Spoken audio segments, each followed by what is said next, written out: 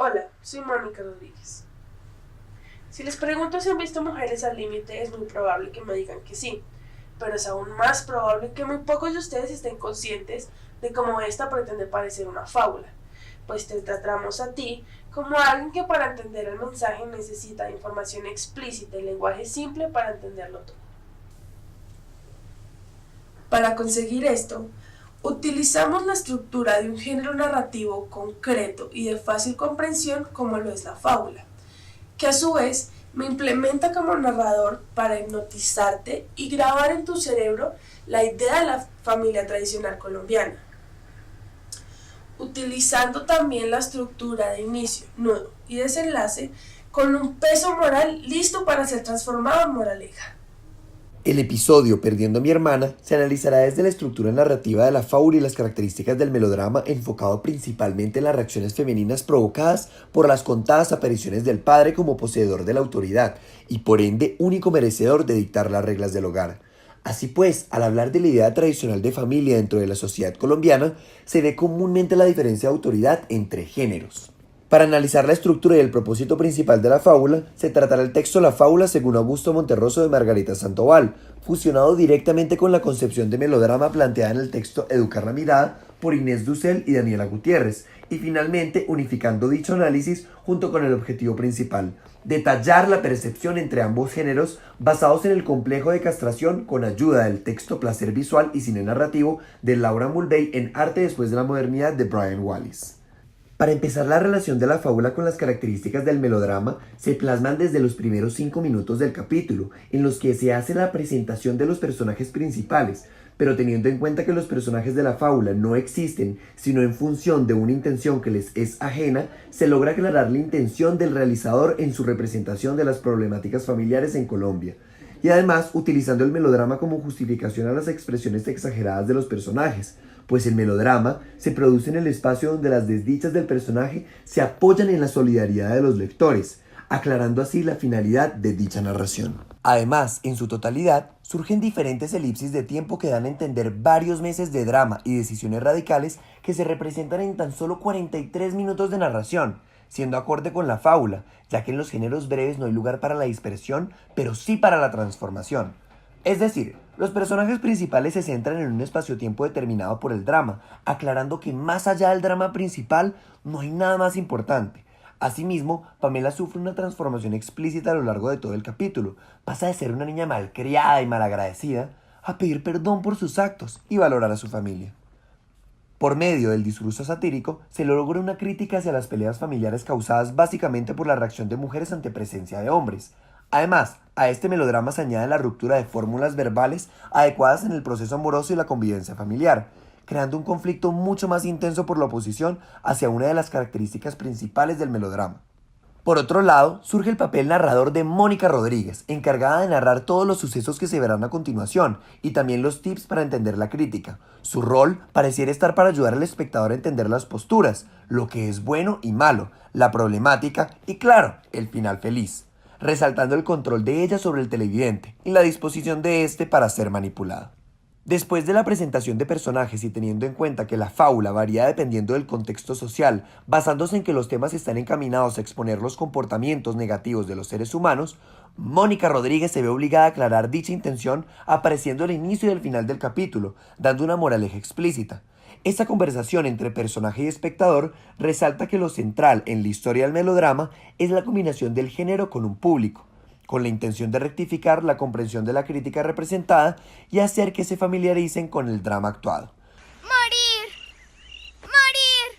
¡Morir! Lo más importante es saber que sin la mínima carga moral, la fábula perdería gran parte o toda su identidad genérica.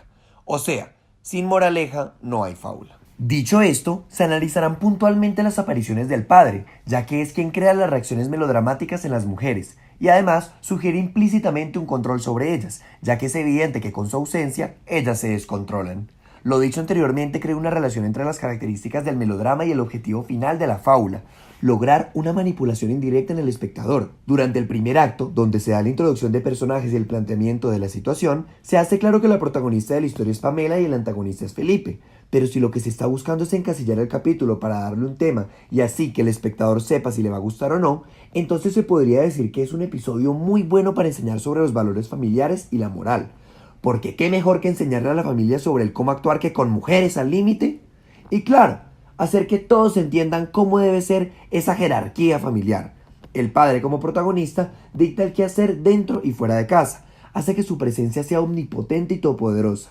Y Pamela cumple el papel de aquella grieta en la familia. Ella es la oveja negra liderando la rebelión de las corderitas y por ende pone en duda aquella autoridad necesaria del padre, porque todos, especialmente las mujeres, necesitamos ser controlados y amaestrados. Por otro lado, es importante resaltar las 3 apariciones que tiene el padre dentro de este acto. Dentro de los 7 minutos que este posee, Pedro hace su primera participación en el minuto 2:05, un hombre de aproximadamente 45 años, canoso, vestido como el modelo tradicional de hombre de negocios, de camisa blanca, corbata, reloj, pantalón formal, cinturón y anillo de matrimonio. En esta escena se ve como un hombre colaborador junto a su esposa, vistiendo un delantal que estaría chocando con esa imagen de hombre macho. En su segunda aparición, y la última dentro del primer acto, se evidencia a un hombre que desprecia a la mujer como todo un mero macho, y que entra en confianza al estar en presencia de otra figura masculina. Esto se puede ver evidente en su lenguaje corporal y en la forma en la que muestra sus brazos al remangarse la camisa, porque aunque no tenga el músculo más grande, tiene que dejar en claro que tiene mano dura. Por ejemplo, la postura que tiene el padre mientras la madre está repartiendo el vino demuestra no solo una comodidad, sino también una dominancia en el entorno. Tiene todo un sofá para él. Tú sabes que si no las controlamos jóvenes después se nos enloquecen. Pareciera como si el padre deseara mostrar quién es el que tiene las riendas en el hogar e implícitamente quién tiene el poder. Él es el macho alfa en lo que se refiere a su techo y sus mujeres, y a pesar de tener un yerno agradable, es importante que el padre deje en claridad su papel. Por otro lado, teniendo en cuenta que en su primera aparición este se muestra con un delantal, hay que resaltar la bebida alcohólica del padre. Está tomando vino, trago que suele poseer una connotación más femenina, lo que vendría a ser el completo opuesto de la masculinidad del whisky. El delantal y el vino pueden representar una dominancia de lo femenino en el entorno del padre, mostrando que siempre va a poseer una feminización. Sin embargo, para compensar ese entorno que no puede controlar, se ve obligado a imponer las reglas en el hogar. En su tercera aparición, ya dentro del segundo acto, vemos a Pedro sentado por primera vez con su esposa, su hija y su yerno en la cabecera del comedor, lo cual refuerza la idea tradicional del padre como máxima autoridad dentro de la familia. Para la cuarta aparición, durante la discusión entre Catalina y Pamela, llega el padre a calmar la situación como si la presencia masculina representara una diligencia constante para el cumplimiento de reglas. Él es la manguera de agua dispuesta a salvar el fogoso encuentro entre las mujeres de la casa.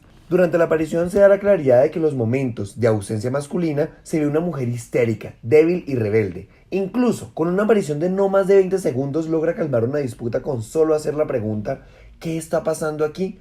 Pues ninguna de las mujeres es capaz de poner su voz por encima de la de él. Porque claro, hay que respetar siempre a los superiores, pues ¿quién tendría el descaro de contradecir su palabra? Por lo menos no en sus narices. ¿Cierto, Pamela? 2 minutos después hace su quinta y última aparición durante el segundo acto. Dentro de esta, se vuelve a ver al padre en la cabecera de la mesa aclarando una vez más su posición jerárquica dentro del concepto de familia. En la mesa se ve cómo éste observa a sus hijas mientras hay una ausencia de la madre, que luego aparece para servirle al padre. Este dice, desde que apareció el tal Felipe la rivalidad entre ustedes va a acabar con todo, haciendo evidente que para el padre la aparición de un nuevo hombre significó la ruina de la paz familiar. Empezando el tercer acto, en su sexta intervención, encontramos a un padre histérico que va a enfrentarse con el secuestrador de su hija, mientras que su esposa y su hija mayor se ven opacadas frente a la actitud netamente masculina que éste toma, intentando reclamar lo que le pertenece. Porque claro, nada demuestra más tu masculinidad que echar piedra.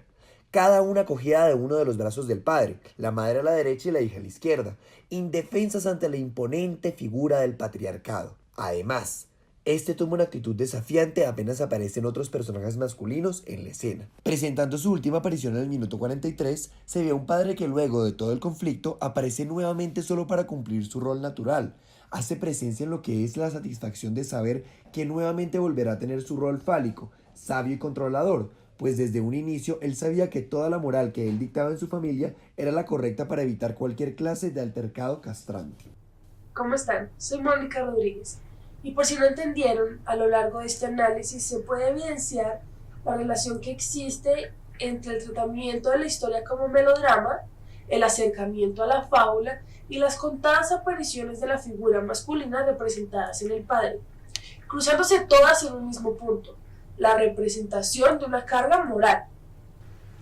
Esta pieza de fácil lectura narra explícitamente un problema familiar dentro de la sociedad colombiana.